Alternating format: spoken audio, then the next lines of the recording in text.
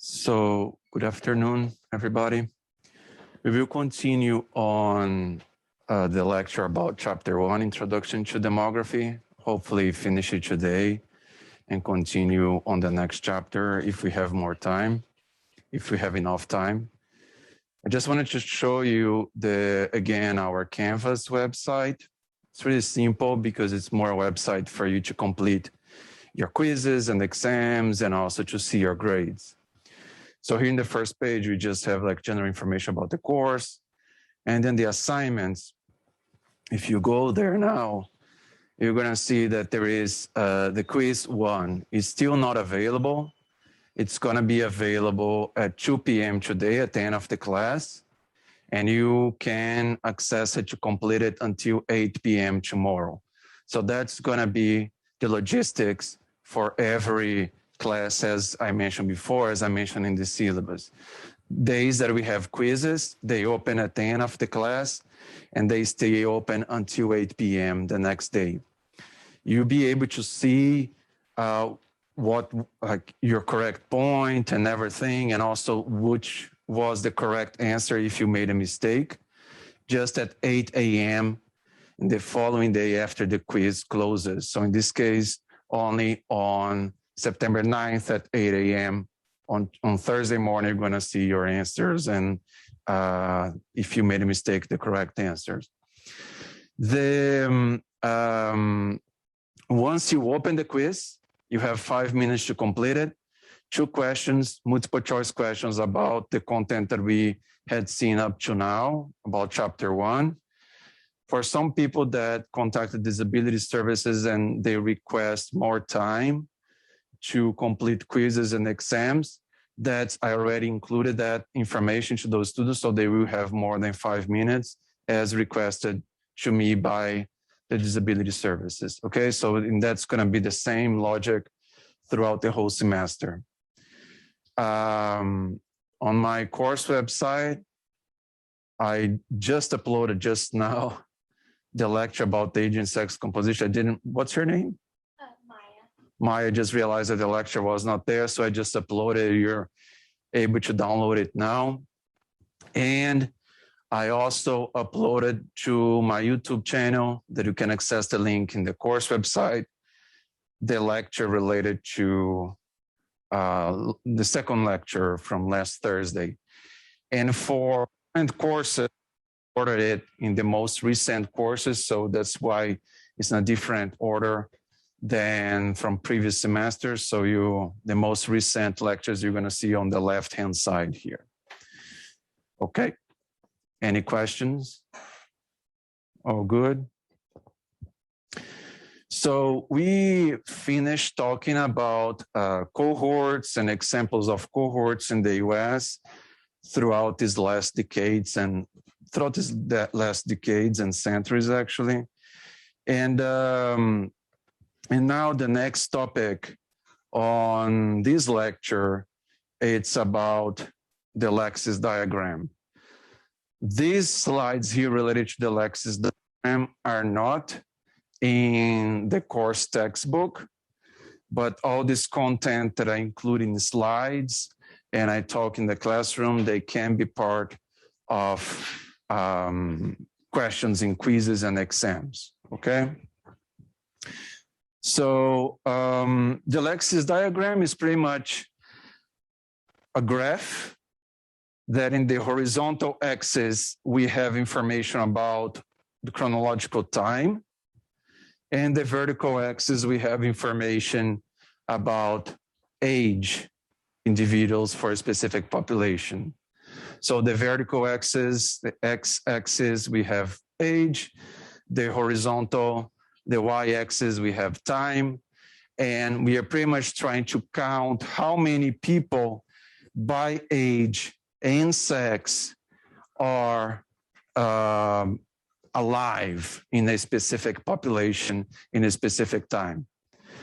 And if we want to show the Lexis diagram for each single individual in that population, we can create pretty much a lifeline. It's a line that shows when the individual was born.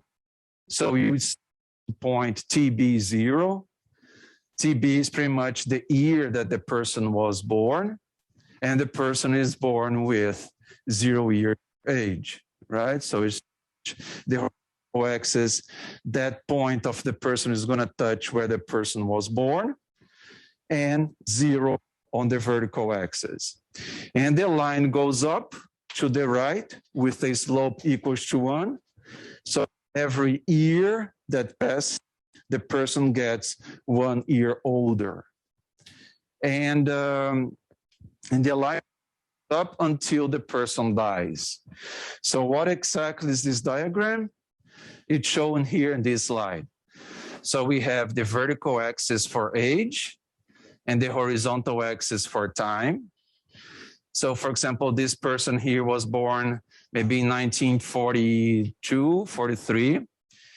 And then every year it would gain 1 year of age until it died around 10 years of age. This other person, like maybe was born around 1945, 47 here maybe, and then went up every year. That person got 1 year of age, and then it died, or we expect that person to die by the year 2200, around the age of 70. So this concept about the Lexis diagram is from this book by Wachter, a professor from UC Berkeley, and pretty much talk about demographic techniques. And I just think that's important to show this diagram because we understand these major concepts that we use in demography a lot, which are period, cohort, and age group. And we just talked about cohort in the previous slides, right? In this case here, let's say that I want to count how many people were alive in this hypothetical population in 1980. How many people were alive in this hypothetical population in 1980? Can you see that from this graph? 3 people, right? 1980, we have 1 person, 2, 3 people, right? So we just go to 1980 and we draw a vertical line crossing the horizontal axis, and then we count how many lifelines touch that vertical line. And if I want to know how many people throughout all this time showing this graph reached at least 40 years of age, how many people? 8 people. So we just go to 40 years of age, just draw a horizontal line here, how many lifelines we get. We're gonna see how many people at least reach at least 40 years of age in this population throughout all this time. So we're gonna have 3, 4, 5, 6, 7, 8 people, okay?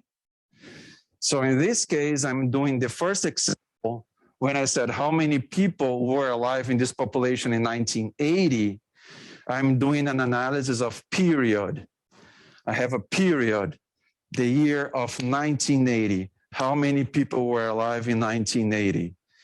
This analysis of period is also called cross-sectional analysis. So if someone says that they're doing a cross-sectional analysis using cross-sectional data, it's because they got data from a specific population, a specific time point, and count how many people were in that time point, in that specific period. And you can think as lifelines as being these sections, right? You have all these different sections, all these different people, and the word cross-sectional is there with the idea that you are crossing all these different sections here in your graph. So in this case, I'm doing a period analysis, vertical in this axis for a specific time point. I can, for example, get data from the census in 1980 and compare people with that were interviewed in 2000. In that case, for this specific population, I will have 3 people being interviewed in 1980 and 2 people being interviewed in 2000, these 2 here. And then I can compare these people, but it's still a cross analysis. I have more data over time. I can kind of see if people change overall their earnings, education, and so on. But I'm not necessarily analyzing the same people, because in 1980, I interviewed this person, and this person. And in 2000, only these 2 here. So it's not a cohort analysis.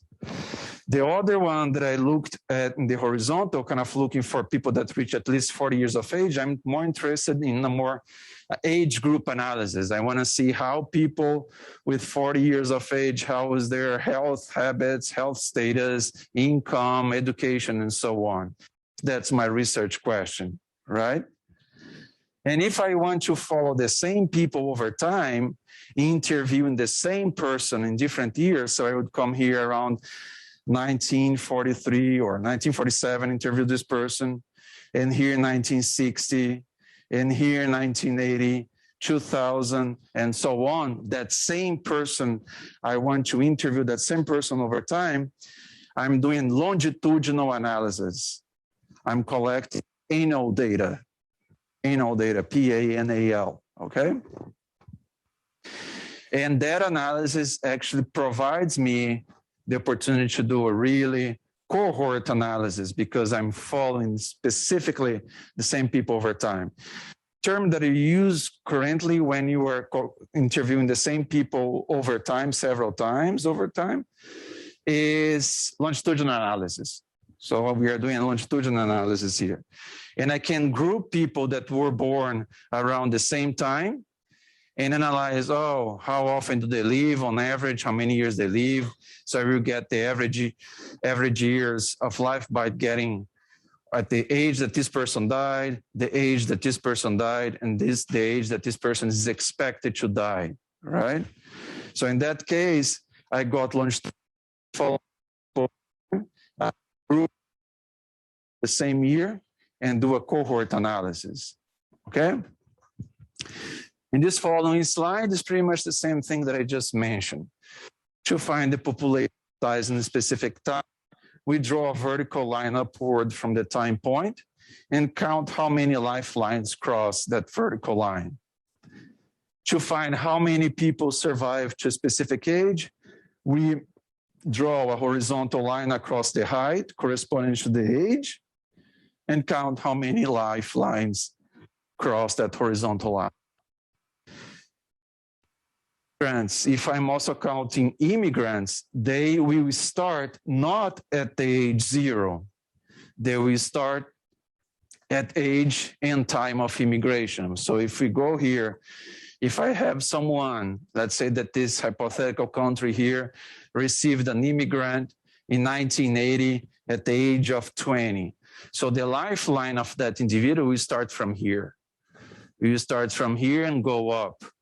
And if I'm also taking into account immigration, not necessarily people are dying or getting out of the graph because of death, because of dying, if I also take into account immigration, so their lifeline will stop not necessarily when they died, but also could because people moved to another country, okay?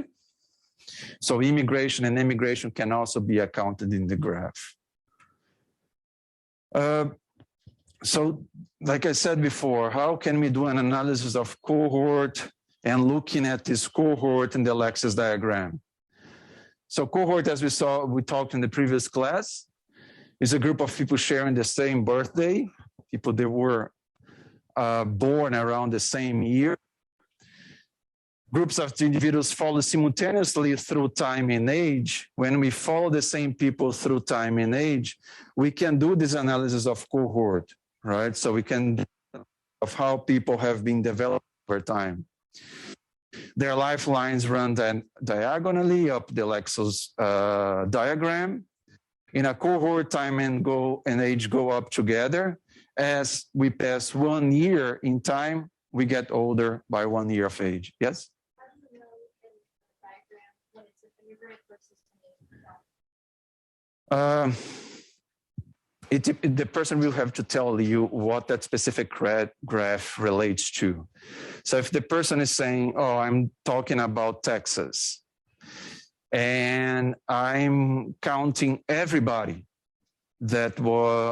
all the people that were living here in Texas in the specific year, and also all the people that were living here in the next 5 years, and then 10 years and 15 years.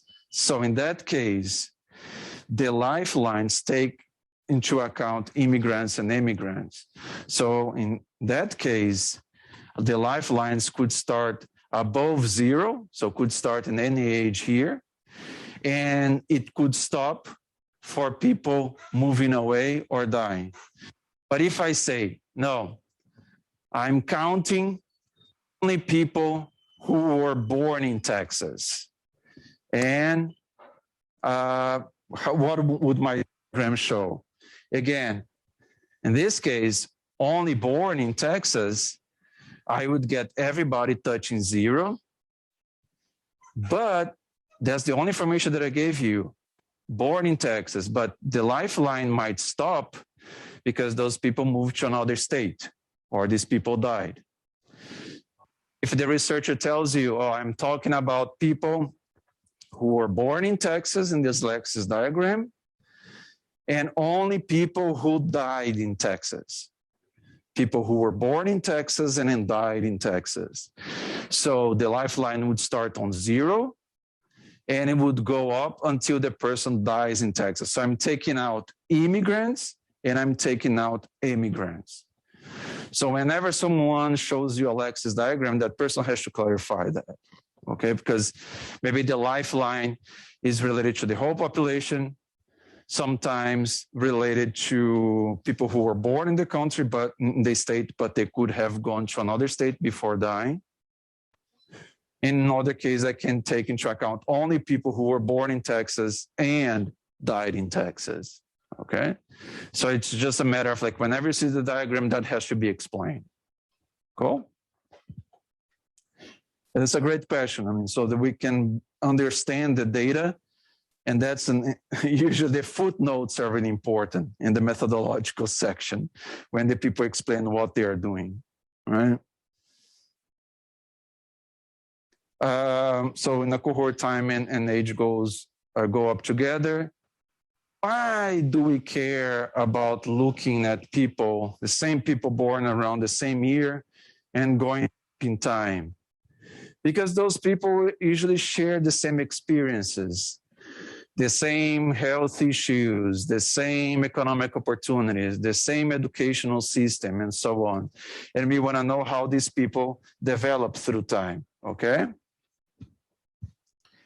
In that case, we can group the lines into a group of people that are alive in a specific year, in a specific place, to do a period analysis. So I'm grouping here people that are reviewed in the same population, and I just group them, and I do a period analysis about that population that time, and people having all these different ages here.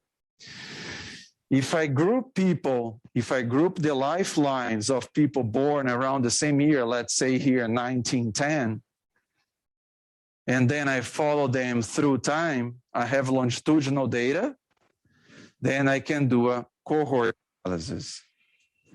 And if I group the people that all reach a specific age, let's say in this case here around 36, 37, I'm doing this age group analysis, grouping all the people that their life match the specific age group of interest for my research. Why do we care about specific age groups? I want to know if the health habits or the health outcomes of children, young adults, and the elderly population, how they have been developing over time. In that case, would be more interesting to this analysis of this age group analysis and represented here in the Lexis diagram with this horizontal bar. Okay? Cool. Usually, it's really expensive to get this. It's really expensive to get data from the same people and interviewing the same individuals over time. It's just really hard. What you can do sometimes is you can get, for example, a series of period data. Let's say that you get the 1940 census that interview people from all these ages, and then you just extract these specific people here from the 1940 census. 1960 census, you get all these people. So these people here are related to these people here. But maybe some people that were here in this specific age in 1940 are not alive anymore in 1960 in this specific age. They died before.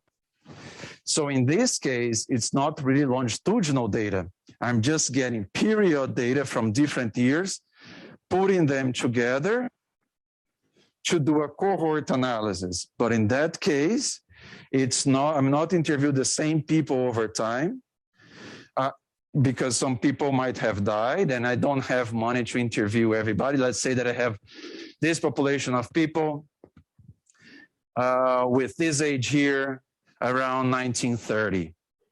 And then in 1940, I want to interview these people when they reach around 30 years of age. Some of you might have died, or some of you might refuse to answer the questionnaire. Some of you have gone out of Texas, it's hard to reach you. So I just collect the information of a sample of that population. So it's possible to collect period data for several years and kind of build this cohort. But in other cases, it's also expensive, right? To collect this period data and just collect the people that were alive in that specific year to have this cohort.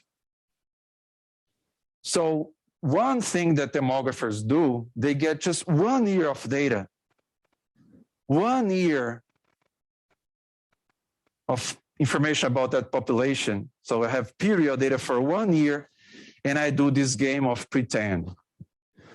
We pretty much get data from 1 year, period data, and we pretend that that data will be applied to a population throughout their lives. So we pretend that age-specific rates we see today from different age groups continue unchanging to the future. What does it mean? For example, let's say that I have collected information on this population here. How many people were alive in 1980 in this specific place and their ages at the beginning of the year. At the end of the year, I go there, how many people died in that same year.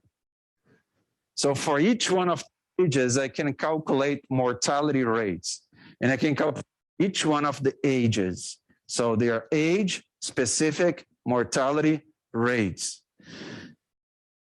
How many people were alive at the beginning of the period is my denominator by age.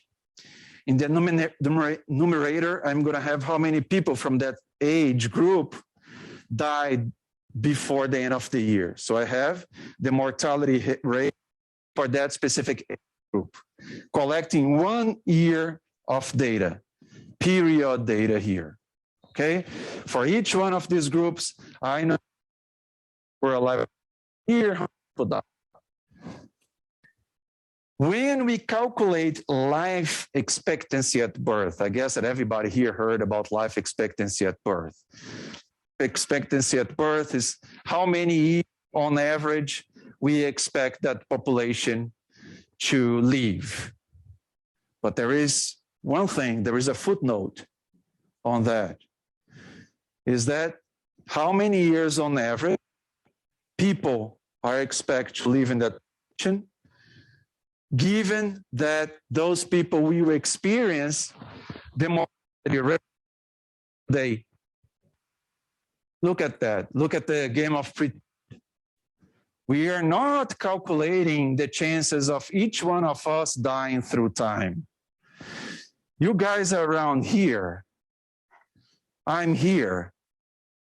When you are like 20, 25 years older, you are not going to have the same chance of dying as I have right now, although you're going to have the same age as me. Because 20, 25 years from now, we will have better health system, we have better health habits, we're going to have everything. And then the mortality rates, we expect them to decline, right? The chance of me dying now at age 44, it's different than the chance of you dying when you reach age 44.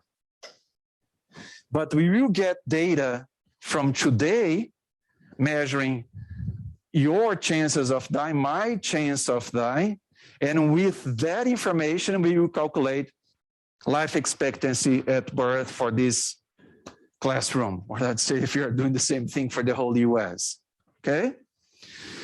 When we calculate that number, we are pretty much saying if a group of people were exposed to these mortality rates from age 0 until age 80, mortality rates that are calculated from the children born, the children alive today, from you guys, from me, from even old people. If we get this information from these people today and apply to this hypothetical population that doesn't exist and expose them to these mortality rates, they would live on average a specific number of years. Question? Would it be better to estimate using a change mortality rate over time? Why that? Yeah, I mean, the thing is like, it's better to do analysis about cohort, but it's more expensive to calculate the, to get all these different years. But you could tell me, oh, you have 20 census, the 1940, the 1960, and we can calculate the mortality rates for this population from this cohort based on this data from all these different years, from all these different censuses. Yes, that's possible, right?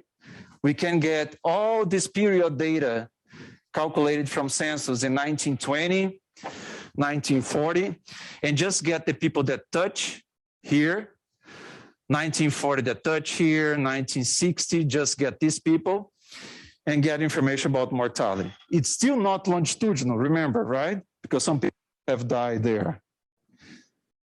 But it's still expensive. But we have the census. Why then we still use period? Because sometimes my question, it's not just how that specific cohort is, what's the level of mortality of that specific cohort. I want to know today, based on the mortality rates that we have today, if we expose the mortality rates that we have today from people from different ages, how many years on average we would expect this hypothetical cohort to live? It depends on my research question. If I'm interested in a cohort, yes. The best thing would be to interview the same people over time, of course. If they die, I would annotate that. It's expensive. Longitudinal is expensive because it's hard to get the same people to want to answer the questionnaire. People might move away. You might lose their contact information.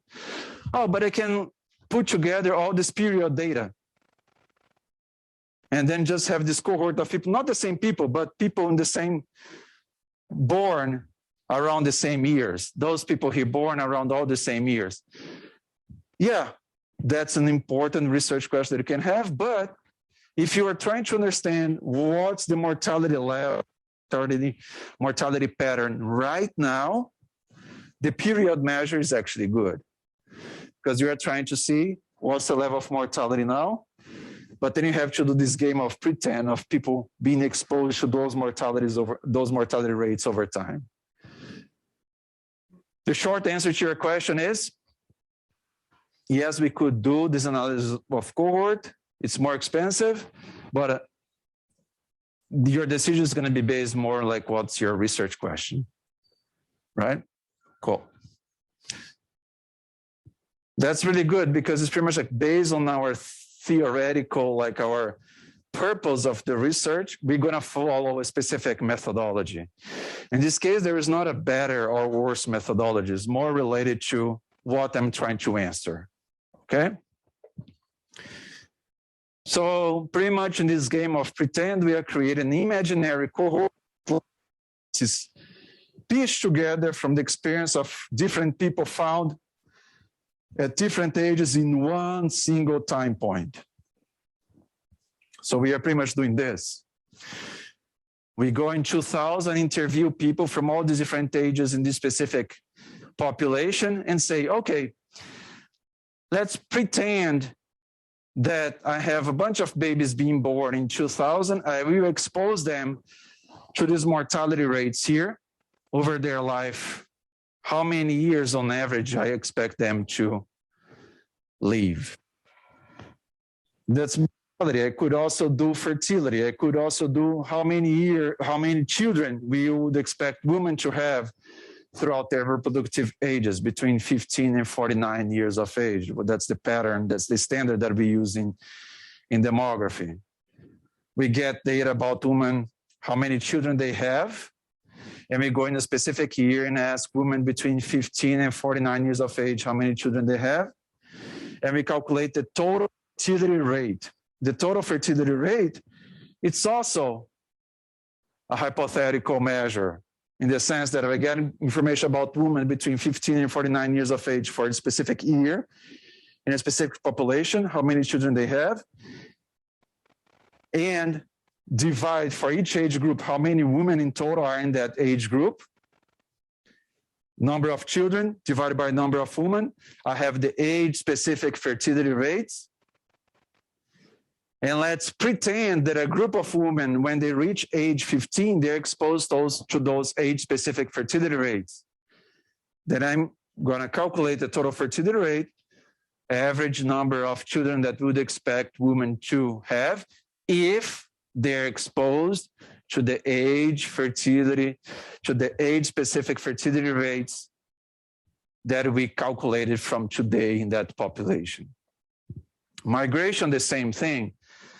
Both immigration and immigration. I can count how many people are immigrants in a specific time point, a specific population, how many people left that specific population, a specific time point.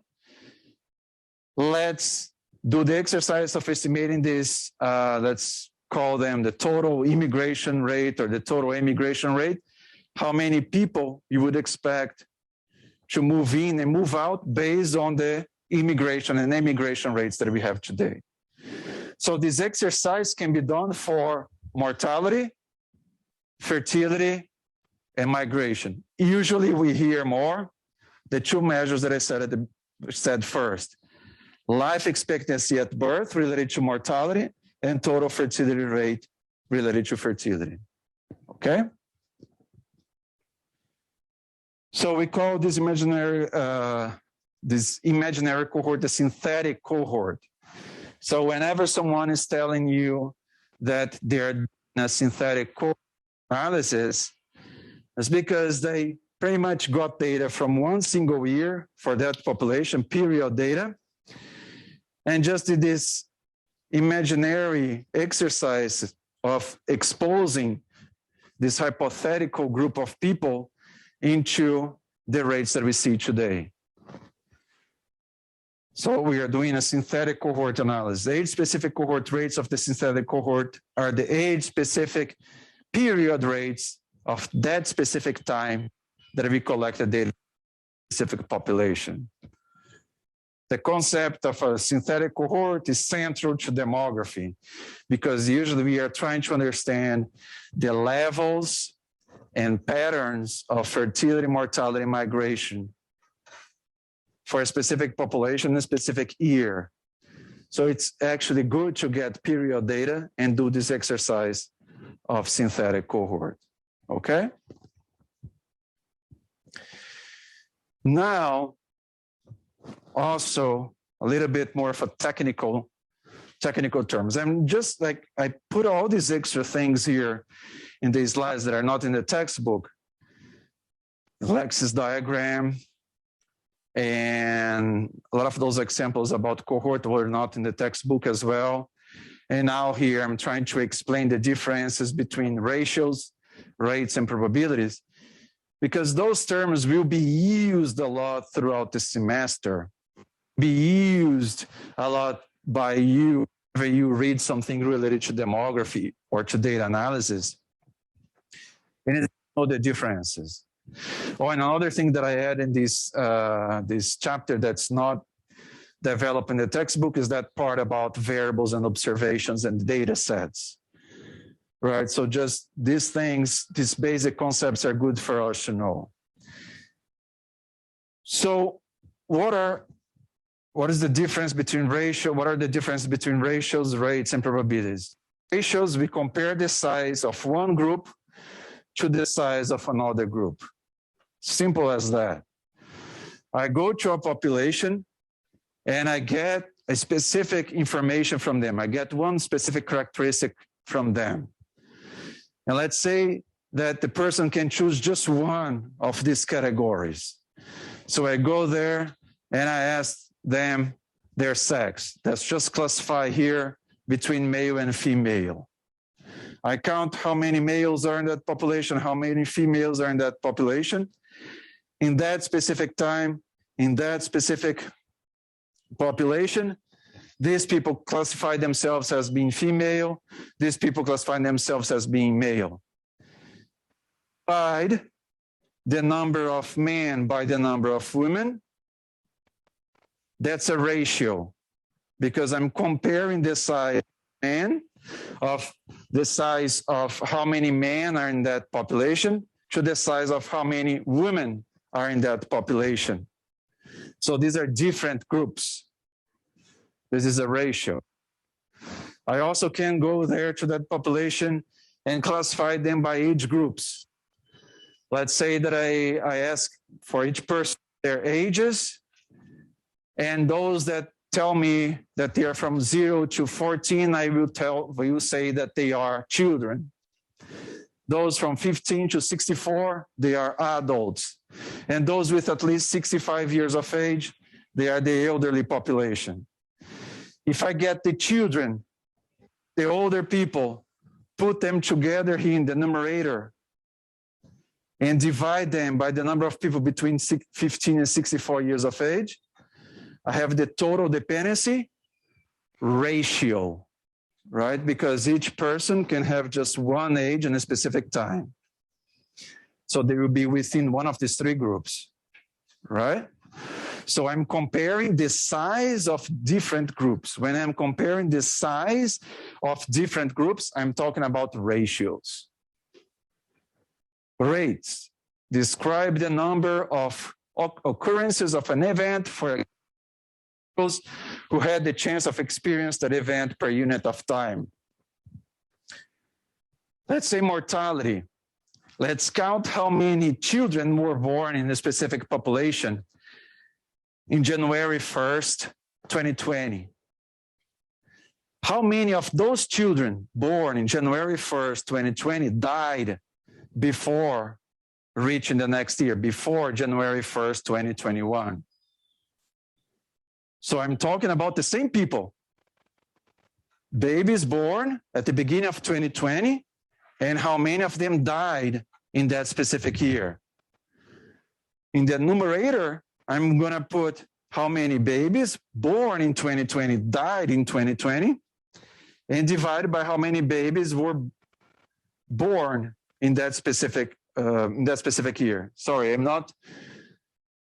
it's not how many babies are January 1st, 2020. It's how many babies are born throughout the whole year of 2020, just to simplify. I get all babies born in 2020 throughout the whole year and put in the denominator. I get how many babies that were born in 2020 that died before reaching 1 year of age. So a baby that was born in December 1st, 2020, that baby will go to my numerator in my exercise here if that baby dies before reaching December 1st, 2021, right? So I'm just correcting myself here. I get all babies born in 2020, and I want to know how many of them will die before reaching age 1. And I put in the numerator. These are not different groups of, not ratios. These are babies born in 2020, denominator, how many of them died before reaching 1 year of age, numerator. That is called the infant mortality rate. So infant mortality rate is going to give me how many babies born in a specific point die before reaching age 1. So I'm talking about the number of, my example, how many babies are dying before reaching age 1 in that specific time point from that specific population. So the infant mortality. Probabilities divides the number of events by the total number of people at risk at the relative time frame. An easy way to differentiate between probabilities and rates is that the denominator on the probability will be the population at the beginning of the period. It's going to be how many babies we had in January 1st, 2020. Okay? And before they reach age 1. Usually in demography, you hear more ratios and rates. And that's an important thing. See, for example, have a measure, an indicator about maternal mortality. In the numerator, we get women who died because of issues during pregnancy or related to birth. In the denominator, we put how many children were alive in that specific year. Is that a rate or a ratio? Women who died due to problems in pregnancy and birth, the denominator, how many children were born in that specific year for the same population. That's a ratio, because we have women and children, not the same group.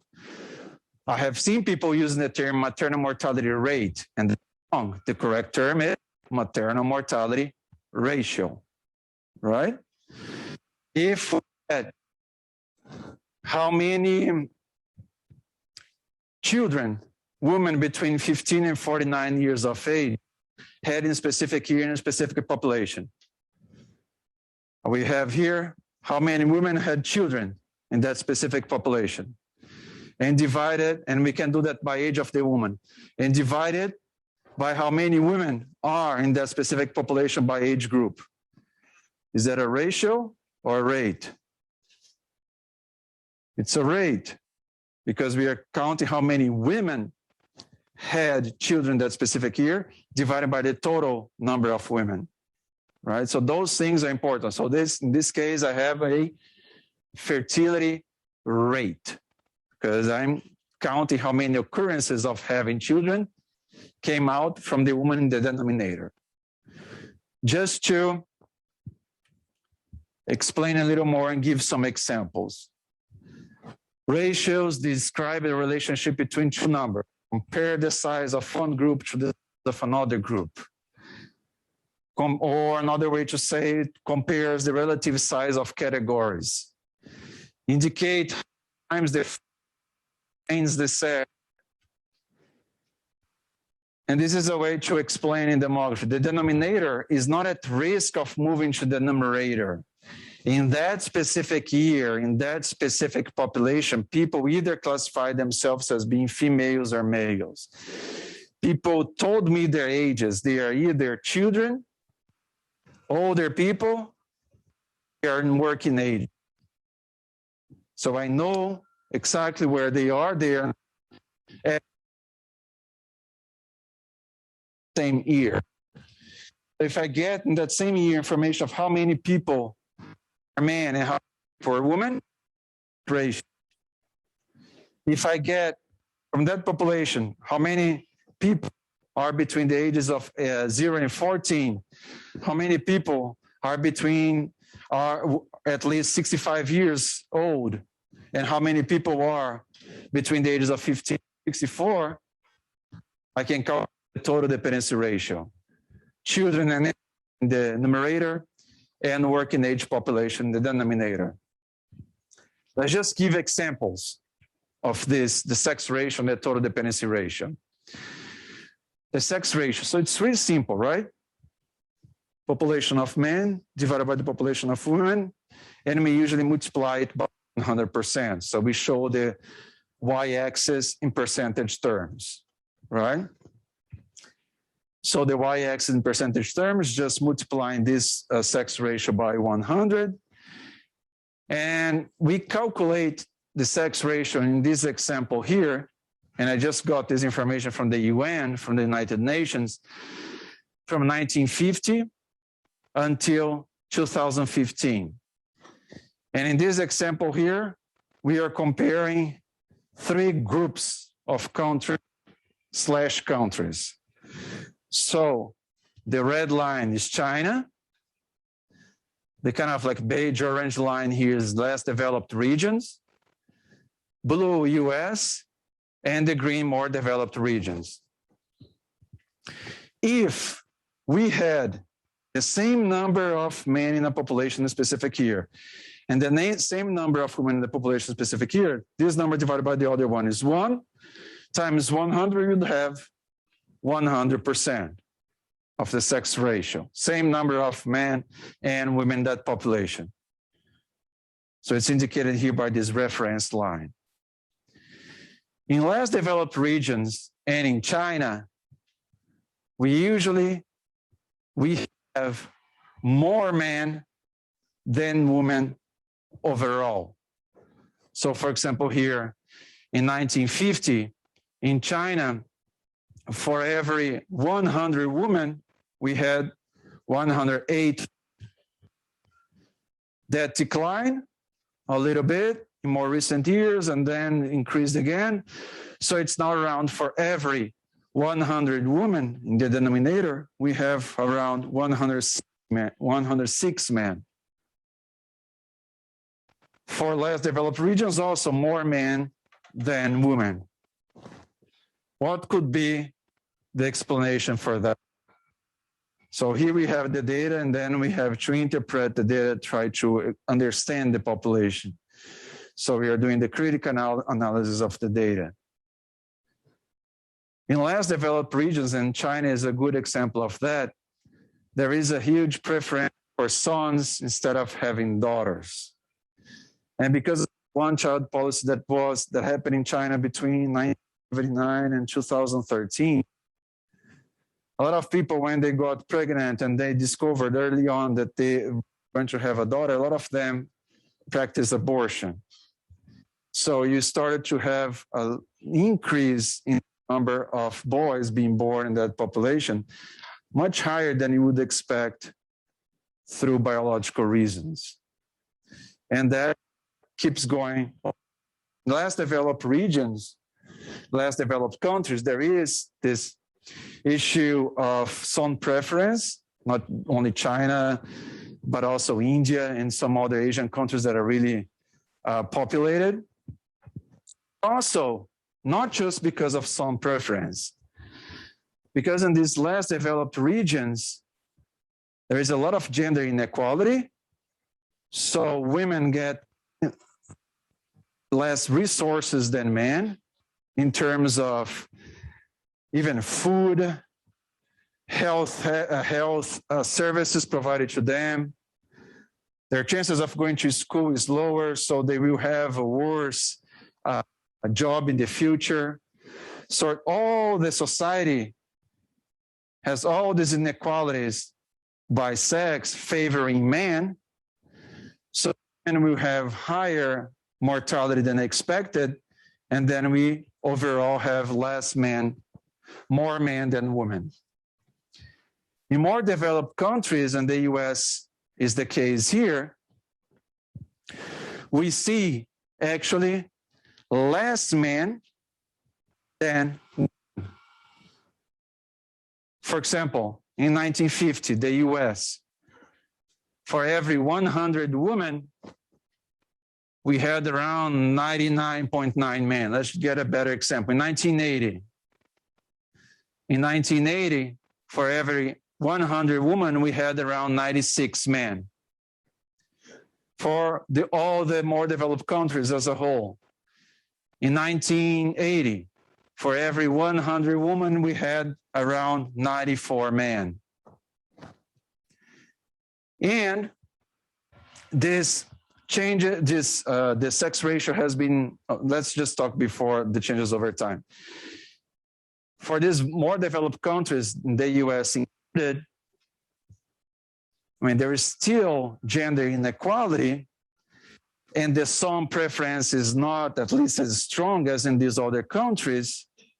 And even with the gender inequality, are now getting the same opportunities as men.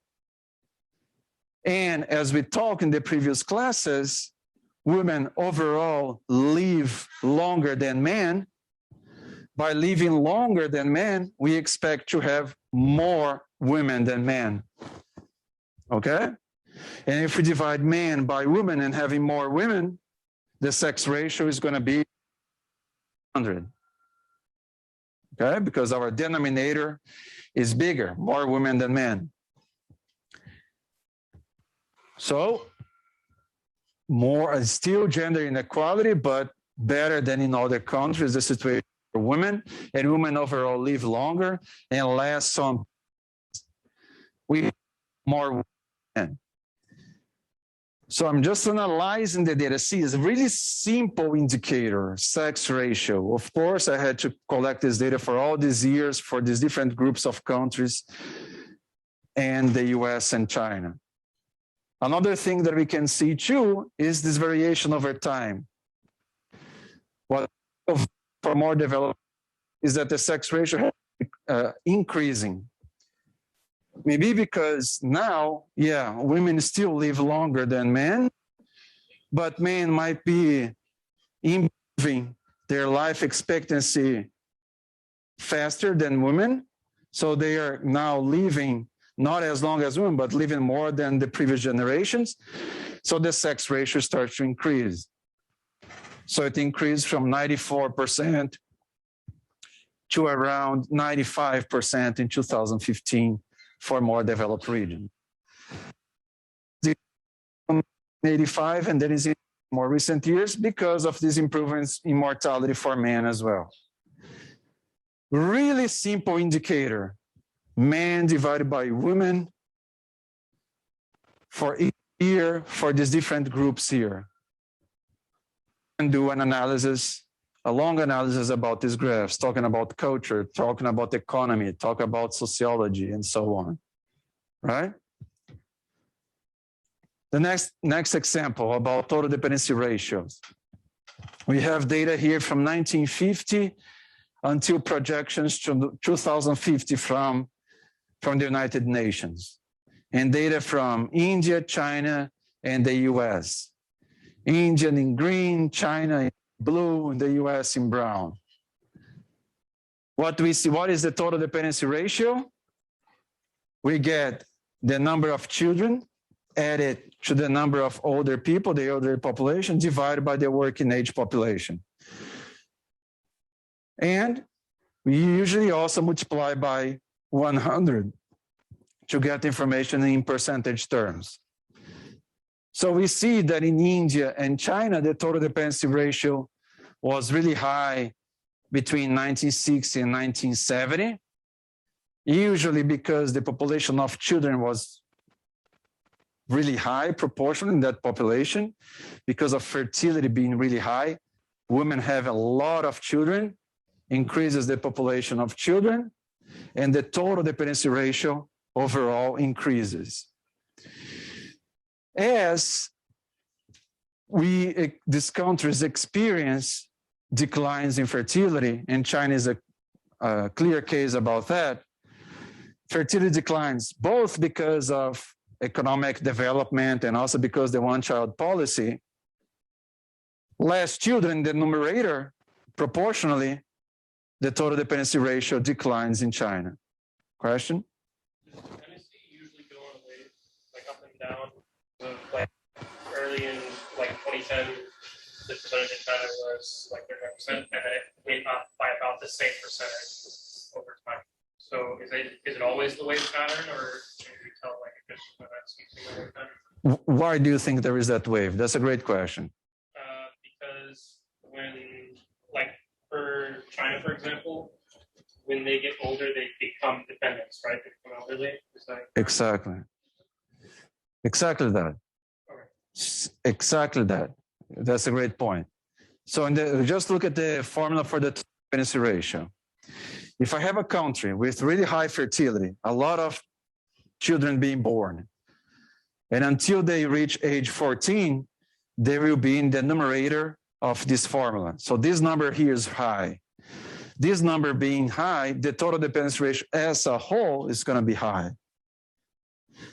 As these children get older, they will enter their working age population. So in the following years, they will be counted as being between 15 and 64, and they will enter the working age.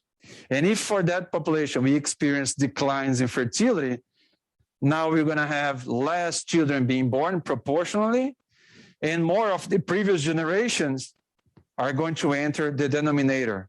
So lower here, higher here, proportionally. That will cause this decline. As people keep getting older, these people here will reach 65 years of age plus, and they will get out from the denominator and go back to the numerator. And since now we have lower fertility and the groups of people entering here is smaller proportionally, they will move here. And these people will move there, but the ones moving there are bigger proportionally because of the previous high fertility from the previous years. And the ones entering here, now they're entering here from those generations that had lower fertility. So the numerator will increase more than the denominator, then my rates will start going up. Why the total dependency ratio is so important for demographers, for public policy analysis, for policymakers as a whole? Because here, before the 80s, China had to invest a lot on health, on education for the children, because that's what the considerably high group of the population were formed by children, proportionally speaking. In these years here, what do you have around now? You have a lot of people in working ages compared to children and older people. The country has to provide them good jobs in a way that produce a lot, that later in their lives they can use that during their retirement, and that will also make the country grow as a whole. But in order for these people here to increase their productivity, to work in jobs that gives a lot of goods to the population as a whole, makes more money to the country as a whole, these people have to have good training earlier on, had to get good education when they were children, good training when they were young adults, right? So we have to invest a lot on education and training in this time here in China to experience the benefits later on. Because if later on these people here did not save enough money and they will retire and there will be a bigger group in the population, then the country will get all this pressure in the retirement system, right? So we have to think about this total dependency ratio. It's important because It gives us the direction of the policies that we have to implement by age. What's your name? Ethan. Ethan. In this showing the total dependency ratio. In the next classes, we can also show this total dependency ratio broken down for just calculating this ratio. He only put in the children in the numerator and the working age in the denominator. So we're going to have the youth dependency ratio. Just to see that that one is going to be high. Up. Lower fertility. Right? And then we're going to have also another ratio, just putting the older people divided by the working age population. That's called the old age dependency ratio. This one, because people start to live longer, mortality declines, so the proportion of older people will increase. So you're pretty much subdividing this curve here, this light blue curve, for example. The youth dependency ratio for China will look like it's high here, and then it's going to decline because fertility is declining. The old age dependency ratio is going to be low here, and then it's going to increase. So the line for the total dependency ratio, it's kind of the aggregation, youth dependency ratio, old age dependency ratio, right? So you can break it down to better analyze exactly what you're saying. And in India, and also, why is it increasing over time? Not only because fertility is declining, but also because mortality is declining. People are living longer. More people are reaching at least 65 years of age proportionally. And by reaching 65 years of age, they will go back to the numerator in the total dependency ratio in this graph. India, it's also experiencing a decline in total dependency ratio, but it's lower than in China because fertility is also declining in India as in China. By 2050, total dependency ratio, we start to increase a little bit in India, exactly because of declines in fertility. We have impacts in the future generations, but also people start to living longer as we expect ratio we start to increase more in China. Sorry, in India. The green line here. And in the US, already passed through that. The US overall had a total dependency ratio lower than in India and in China because overall the fertility was higher in the US compared to the US today, but it was already lower than in these other countries. And then people having less children in the US in 1980s, 90s, and 2000. This bigger group of children that were born before and they were in the numerator, they go to the denominator, and fewer children being born now in these years, total dependency ratio declines. And then as they get older, they will go back to the numerator and they will live longer because mortality is declining. Total dependency ratio starts to increase again. And we start to see more stability over time. If the fertility and mortality rate, they vary over time, but very much. So we start to see some stability over time, right? But I agree with Ethan that it would be better to see this graph to understand the full picture, to break it down by these two groups. So we can see the difference of the youth dependency ratio, old age dependency ratio. Okay? Cool. Rates. Let's just explain a little bit more about rates. Rates are an instantaneous measure that ranges from 0 to infinity. Rates describe the number of occurrences of an event for a given number of individuals per a specific unit of time. Rates consider the time spent at risk.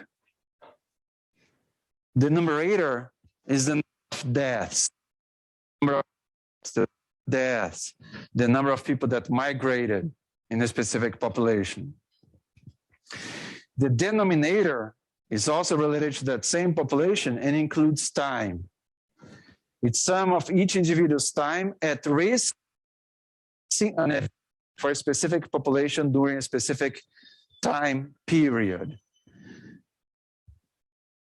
And that comes this concept in demography called the person years. Each individual's time at risk of experiencing an event for a specific population during a certain time period. If we sum that for everybody, we get the person years. What exactly is person years? If we all here, let's say that this class here has 72 students, and the professor 73, and everybody was alive at the beginning of the year, and let's say that everybody is alive at the end of this year. So the overall number of years that we lived, how many were there? 73. I lived 1 year, you lived 1 year, you lived 1 year, 1 year, everybody lived 1 year. 73.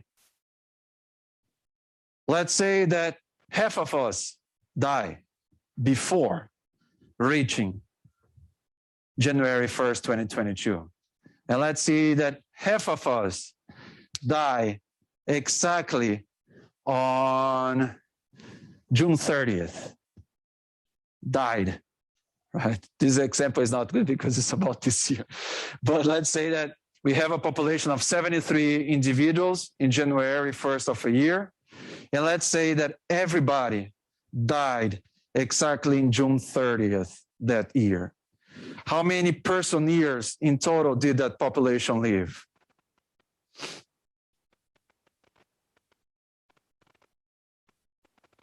June 30th is half of the year, right? Everybody was alive in January 1st. Everybody died in June 30th. 73 people divided by 2, 36.5 years is the person years. Any person years these people lived together throughout that year? 36.5. Just the beginning, and everybody died. I just gave a simple example. Explain person years. So person years, we have to kind of like look at each individual. Were you alive in January? Were you alive in February? Were you alive in March? Were you alive until December? If I die at the end of this month, September 30th, this month, how many person years we will have lived? 9 divided by 12. If I'm alive here, 1 person years, 12 divided by 12, right? That's so difficult to get that data because we have to get that data for each one of these time points within that year. It's really hard to calculate rates. Because if I die in September, I will count 9 out of. If I die in October, at the end of October, 10 divided by 12. So I have to calculate that for each one of the individuals. That's really hard. That's really expensive. So another way to simplify the denominator is to use this approximation. Instead of getting the information of how many exactly person years people live for in a specific year, in a specific time point, we can simply get the population the middle of the year for that population. We just get what's the number of people in that country in July 1st.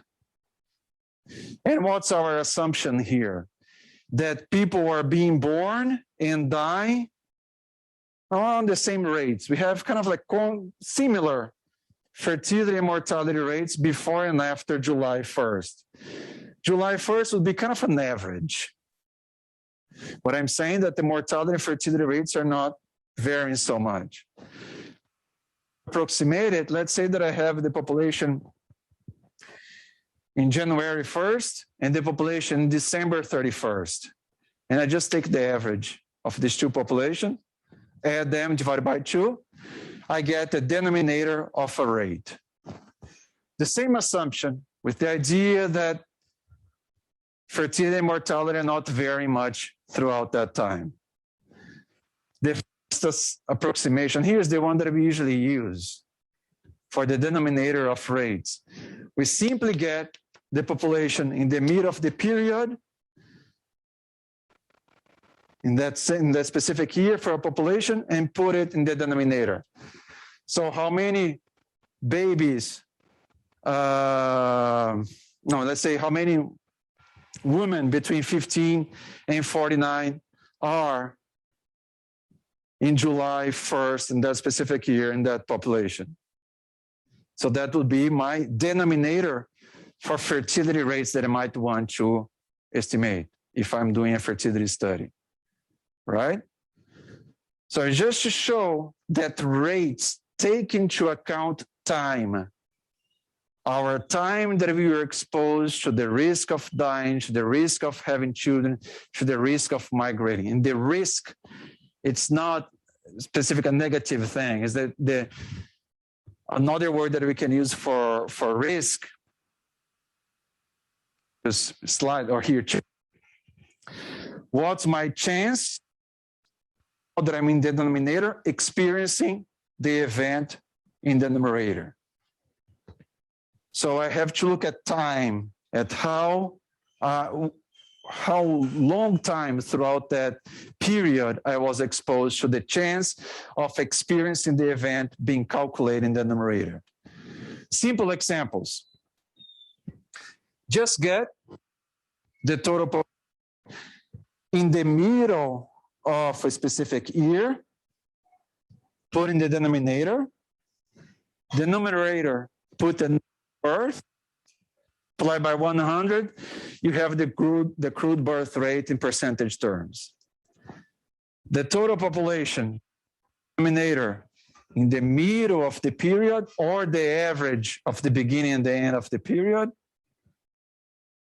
Number, the numerator, multiply, sorry, I said 100, it's 1,000.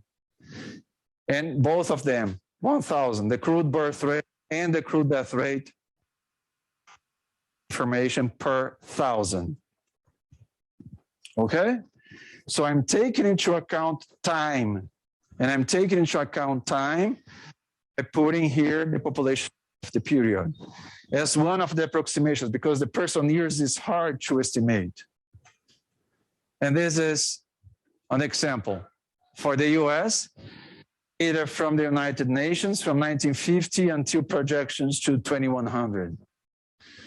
See the rates declining from around 24 births per 1,000 people in the US back in 1950, 1955, and declining, kind of like being stable around 12 and now being around 11, 10 births per 1,000 people, or expected to be in the next decades.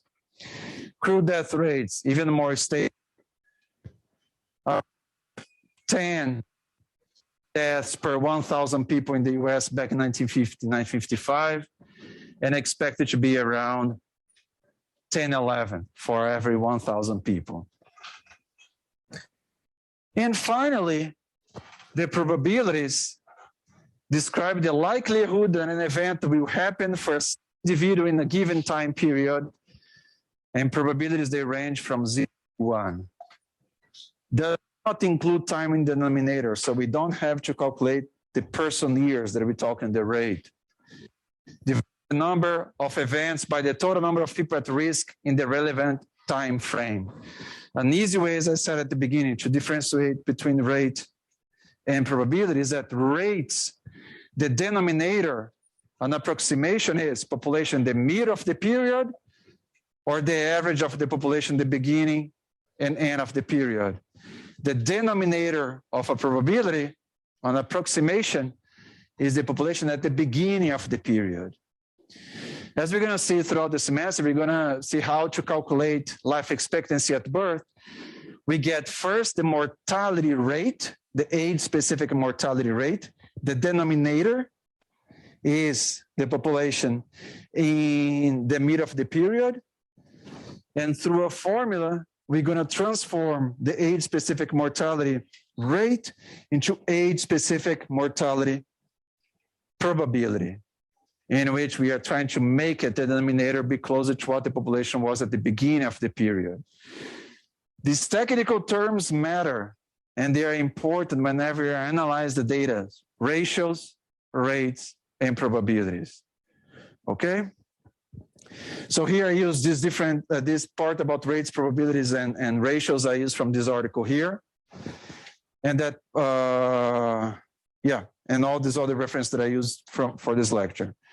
So thank you very much. And I see you guys on Thursday. We're going to talk about the age and sex composition chapter. Thank you.